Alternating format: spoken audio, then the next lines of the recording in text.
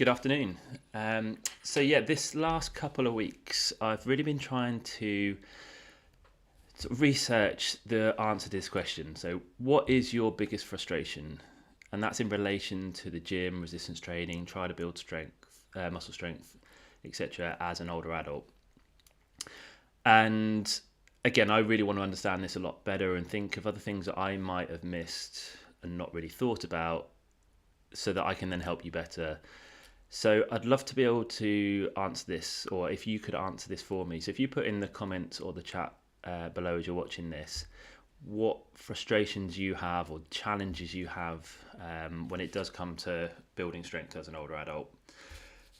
And so I've had my research I've been doing is I've had a big sort of look through a recently discovered Reddit. So it's a sort of, if you're not familiar, it's a site that's a forum effectively, but there's lots of different what they call subreddits. So there's one that I've been sort of in the depths of menopause and different menopause subreddits, and there's people who suffer from arthritis, etc. And then I've also been in Facebook groups, and it's amazing what people share in there. They share their problems, they share their questions, challenges, ask for advice, and people are really supportive, and there's some great advice to be found in there as well. So if you're not familiar with it, it's something worth looking at. But what I wanted to do was share some of those really kind of insightful things that I found in there, and also ask for your kind of input into any sort of similarities or things that you've discovered that are similar that you might have some advice to give on. As always, this is the sort of live Q&A session. So as well as me sharing these, I want to answer any questions that you have as well. So if you've got any questions that you want to ask me, then do use the chat feature or use the comments. And if you are watching this as a replay rather than live, then again, please still do put your questions in the comments, and I will do my best to answer those in next month's Q&A. But for now, let's start with the first one. So this really caught my attention just from the title. So it's, I'm in the gym parking lot and I want to cry. And I won't quite read the whole thing, but I've picked out a few sentences from it. But the basic premise is that it's a lady who is new to the gym. She's going through perimenopause, and she doesn't feel like she's got the most supportive personal trainer who has kind of any understanding of what it's like to go through perimenopause and the fatigue that comes with it.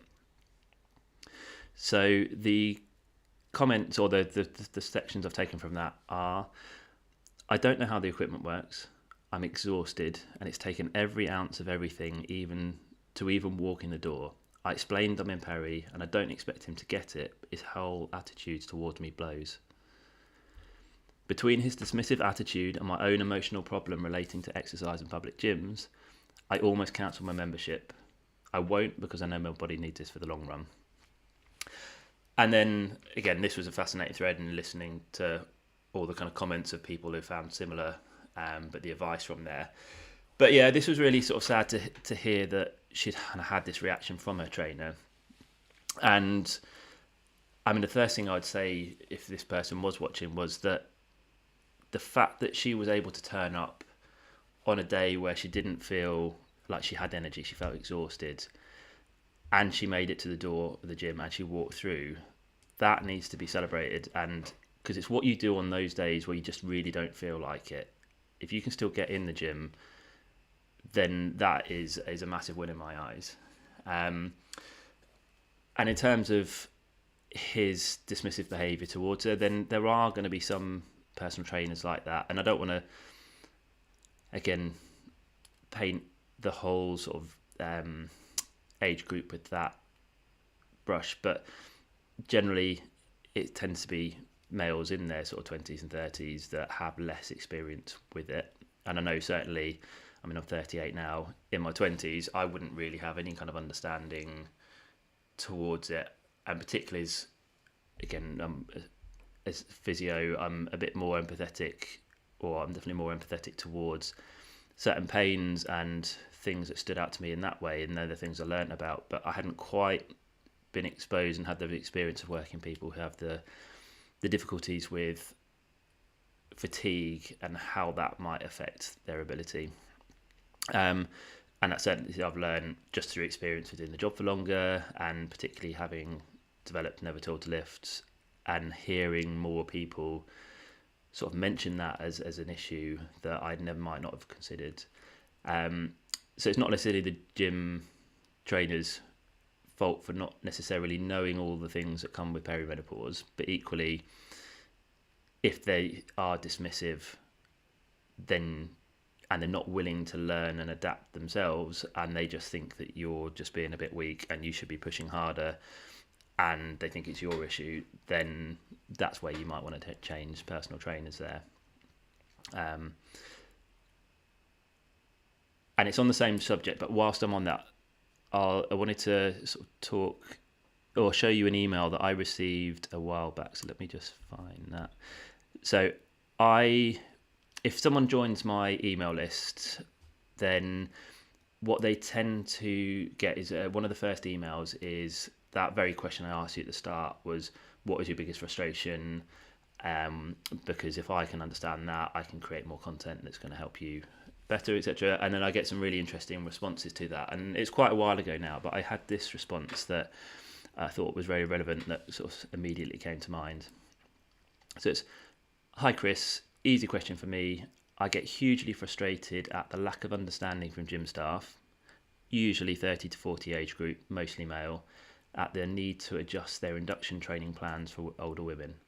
I frequently watch them with older women provide the standard X time on a bike, X time on a treadmill, and she's put in brackets, I'd be asleep already, and then a few weights machines, brackets, no adjustment of seat height, etc. Or impossibly hard stuff at the beginning, like squats. Often the women are inexperienced gym goers or gym users, clearly nervous, and of course believe they must follow this program to the letter and not confident enough to question. I go to the gym 3 to 4 times per week and observe these women come in a couple of times post-induction and then drop out. Not surprisingly, the stuff they are given is both boring, age inappropriate, and often too hard. And then she goes on to say, so if there is anything you can do to suggest to older women how they can view suggestions made by gym staff as just that and engage/question them, re what seemed to work, what is boring, too tough just now, etc. I'm with you on that. So firstly, I'll put it out to anyone watching or anyone again watching the replay. I'd love to hear your opinion on this. Have you seen this either in yourself or observed this in the gyms you're in? And do you have any advice that you might want to give to anyone who's in a similar boat who might be watching that's kind of experiencing themselves? And then I think, what I would definitely say is that for anyone, but particularly as an older adult and particularly more for females who experience menopause and things that males don't have to go through, and there are going to be things such as fatigue, joint pain, tendon pain, and all that side of thing that is more prevalent peri and post menopause.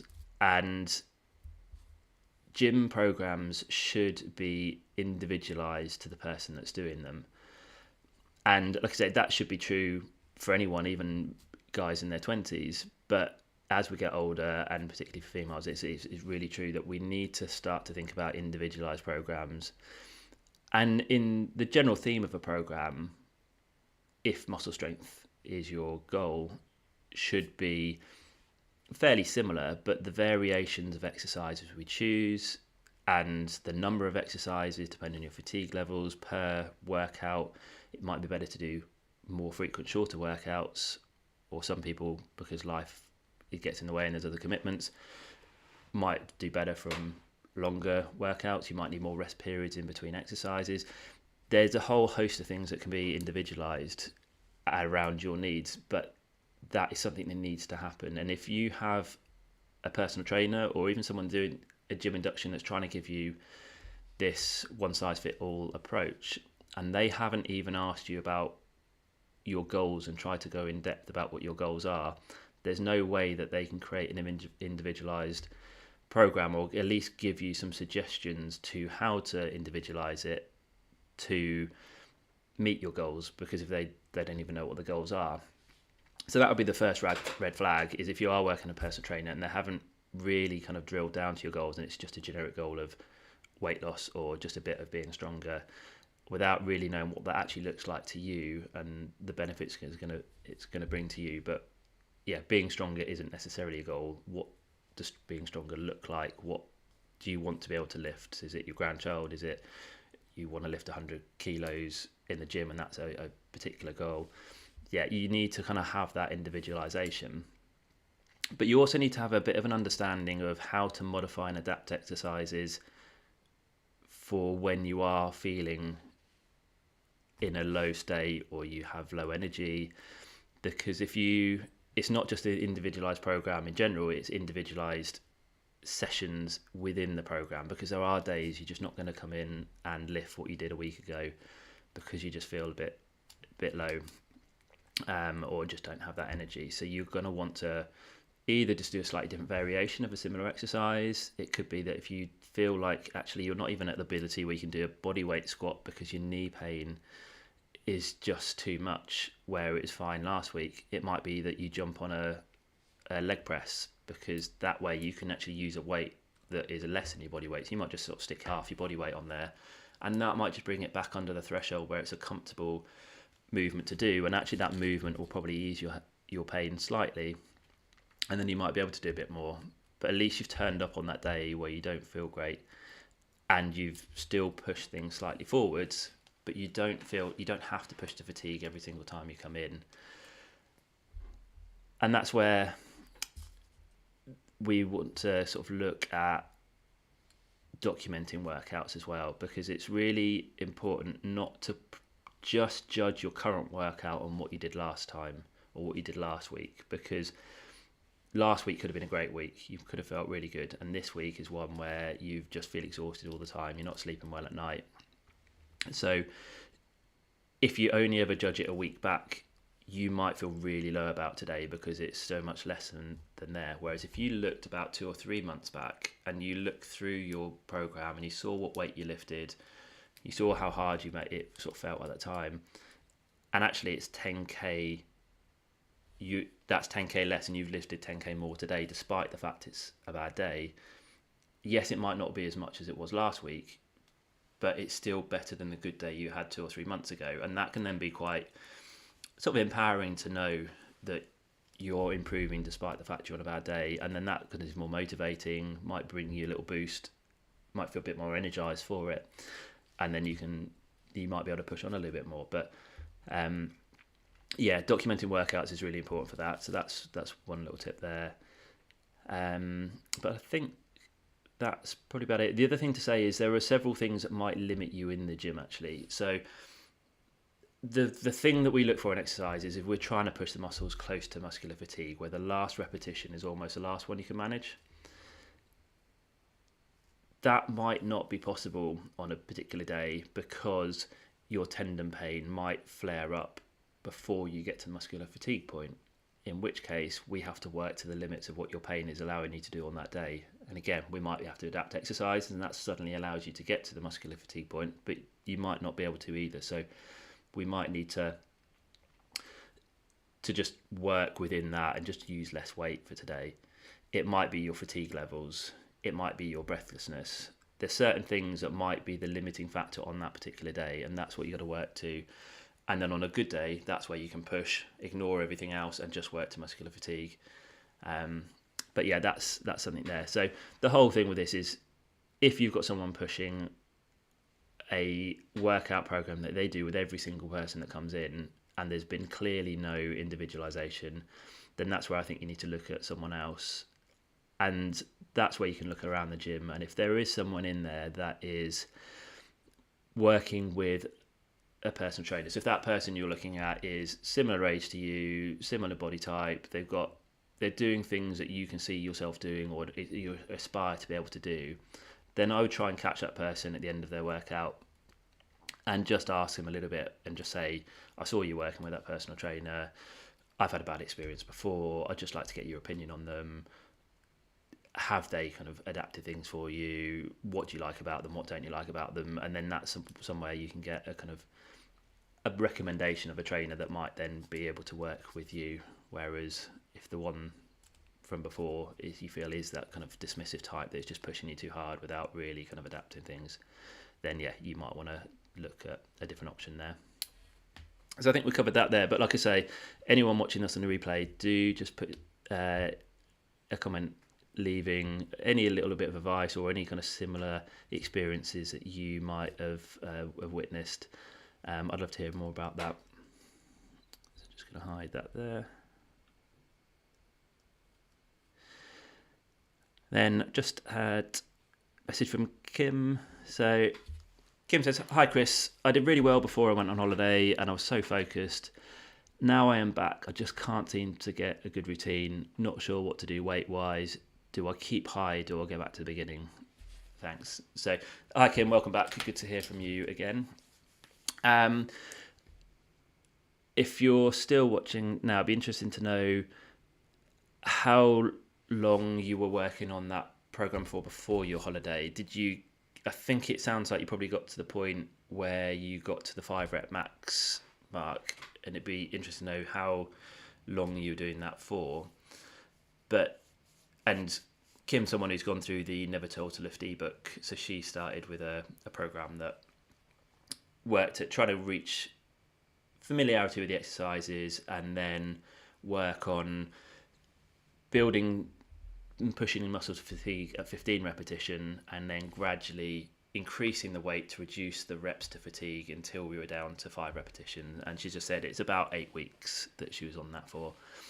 So normally once you've been working through a program for sort of 12, 16 weeks, so 3 or 4 months, I would then actually, my preference is, and yes, she said got down to 5 reps. So yeah, my preference would be to bring it right back to 15 reps again, particularly if you've had a break and you're feeling like you can't get in a good routine with it. It's probably because the jump, you would have lost a little bit of strength in that time on holiday, and then to go back to those bigger weights that feel a lot more difficult is quite demotivating. But for even if you hadn't had that, I would suggest going back down to 15 reps again.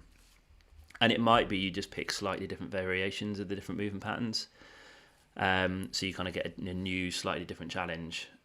And then find your weights at 15 repetition max again, and then gradually, again, over the next 12 to 16 weeks, is increase the weight to reduce the reps to fatigue down again. And then after 12 to 16 weeks, I would do exactly the same again. I'd go back, mix up the program again with some new exercise variations, or you might add some machine weights in this time, or you might do some isolation exercises where you're just working particular muscle groups. But then again, I keep going through that cycle, and that's what I do with people in the clinic. I work with people on a 12-week program. So the ones that see me, some people come see me for an injury and they want it calm down, they go again. But some people see me as a kind of personal trainer who understands their injuries and works with them for I've worked with some for a few years now, and we just work on these 12-week cycles where we do the same program or same repeating program if they're seeing me twice a week for 12 weeks, and then once they've hit that 12 weeks and they're at the 5 rep max, we then go back again to the start, do the same thing with new exercises and keep repeating it. So that's what I tend to do it.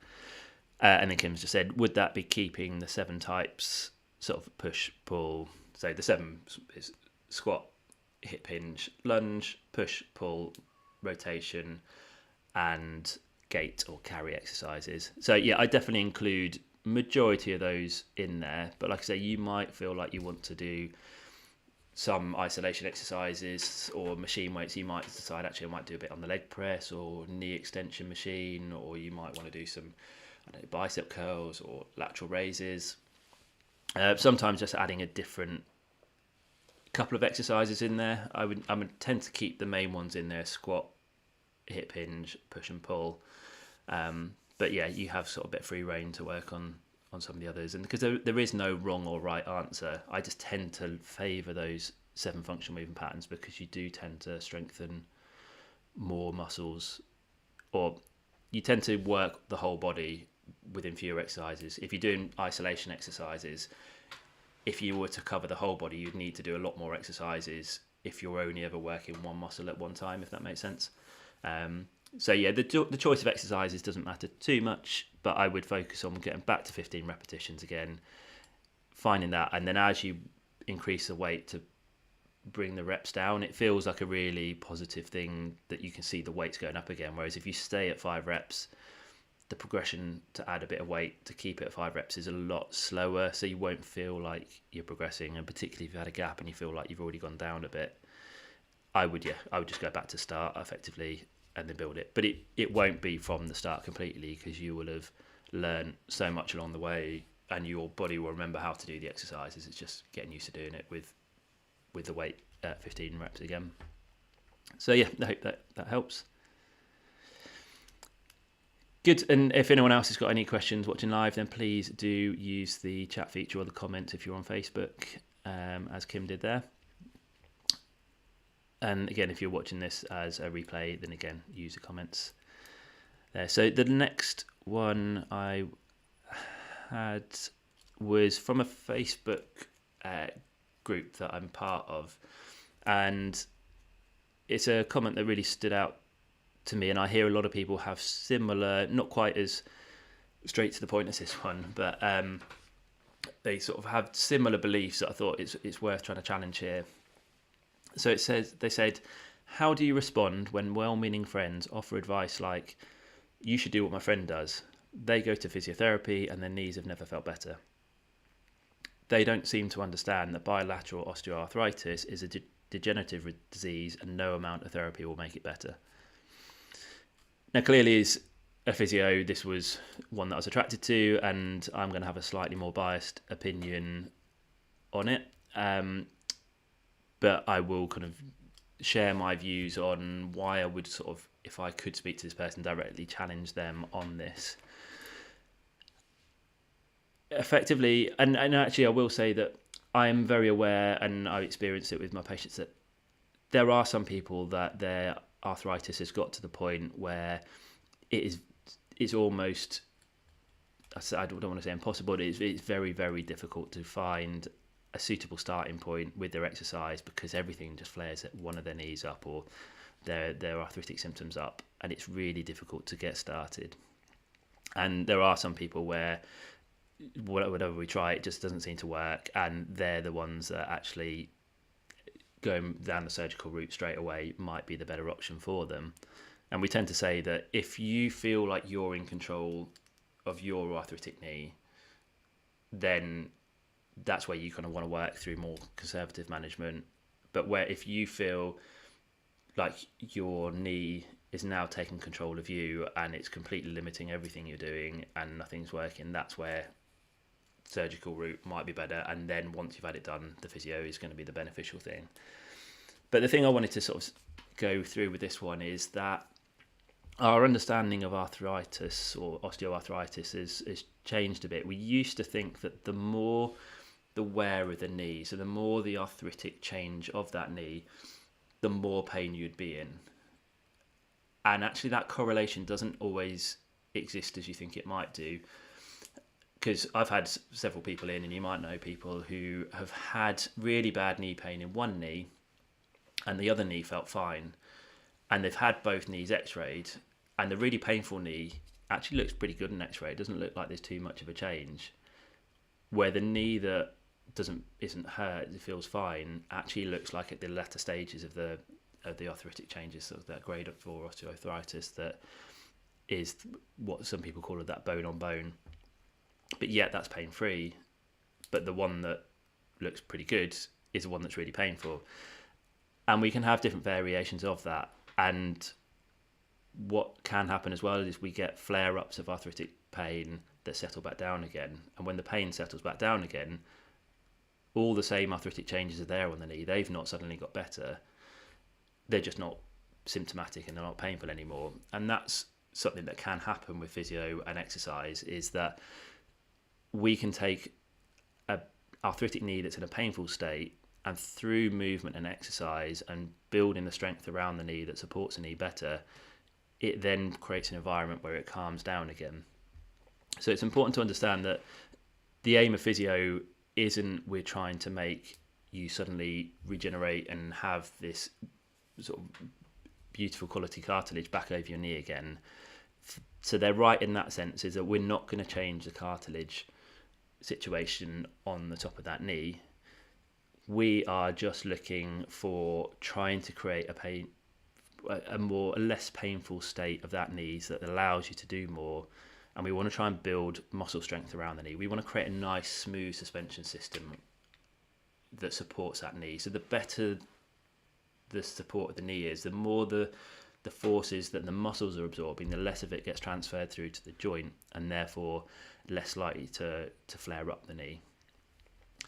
So exercises are going to try and, let's say, aimed at building strength and getting the knee moving, but equally some of those same exercises may well flare it up.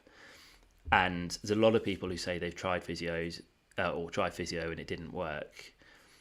And I mean, physio can look like lots of different routes. Not some people have different biases and exercises that they use, and it might be the ones that one physio used didn't work for that person. And actually, if you tried a different physio who tends to use a slightly different sort of different exercises, you get a better response. And it's not necessarily that one physio is better than another. What I would say is you're trying to get, if something hasn't worked for you, so if physio hasn't worked, if strength training hasn't worked, if gym hasn't worked, it's often that we haven't found a small enough step to get you started with, and we just need to reduce a step from what you're doing now to start working up those very small steps to get to where you want to be. And if we keep taking too big of a step, we're likely to cross a threshold where that is now painful, and then it means we can't do as much, and then we feel like, oh, I tried that, it didn't work for me. But actually, we often want to take smaller steps. So again, some people try a squat and it doesn't feel it worked for them, so they then give up with it. And actually, it might just be we need to do a shallow squat with a weight, and that can work. Or we might need to do a squat in a different position where we're leaning back into something and we've changed kind of the angle of the knee that changes the force throughout the knee.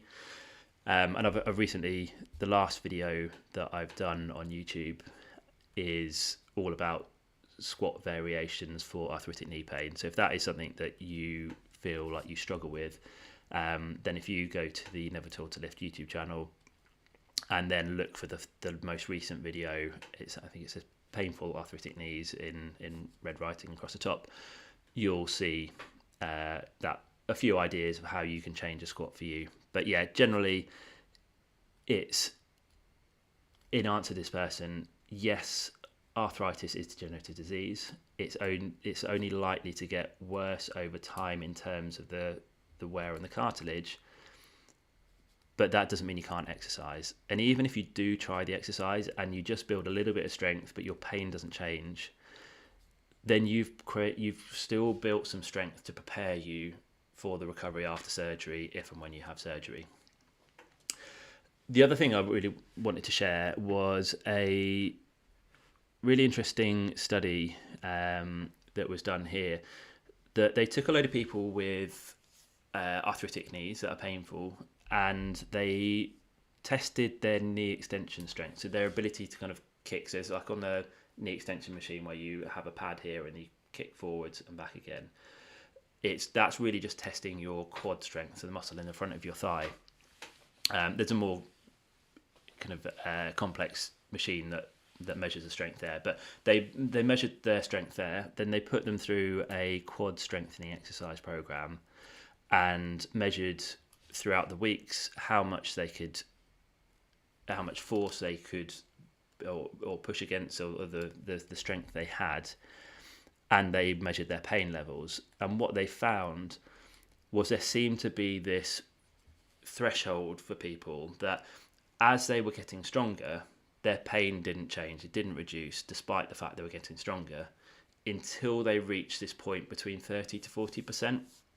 So when they were 30 to 40% stronger than they were before, then you started to see the pain levels go down.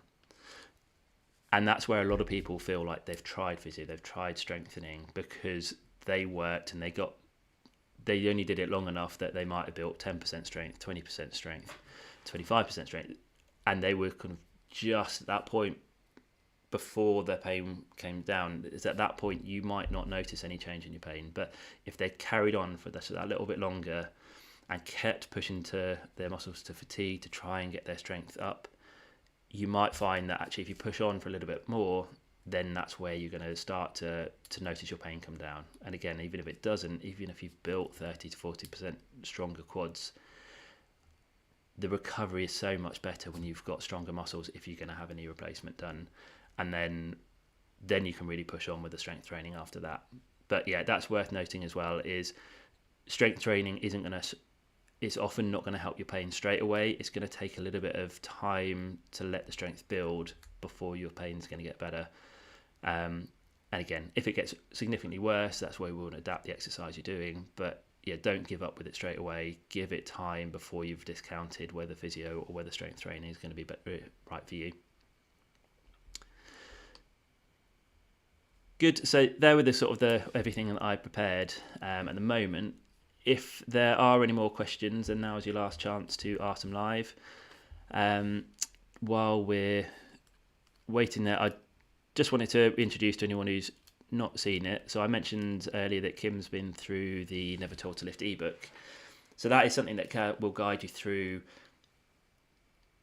adapting a program around your start point, your restrictions, your pains, your kind of individual needs. So it's not a one size all fits program. It creates a template to use for fill in with different exercise variations. So that is there.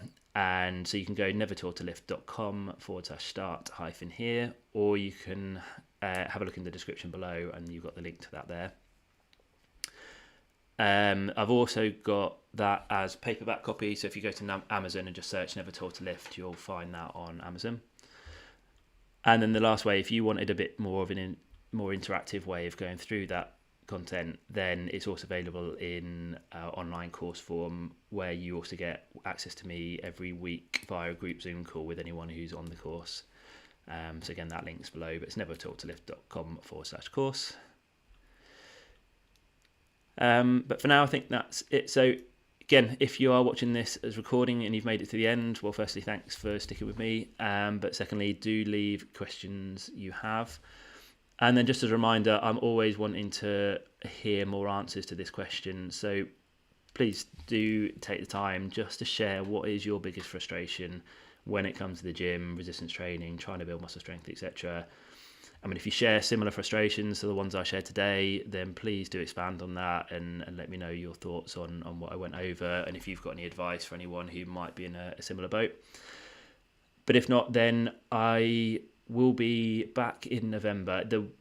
I normally say it's the last Wednesday of each November, but I'm talking at a conference on that Wednesday, so I imagine it'll be the week before, which, let me just have a quick look for you, will be on the Wednesday the 20th of November. And again, I'll send an email out just before I do that. But for now, I will leave you there, and I hope you have a good month, and I will see you on the 20th of November. Thanks.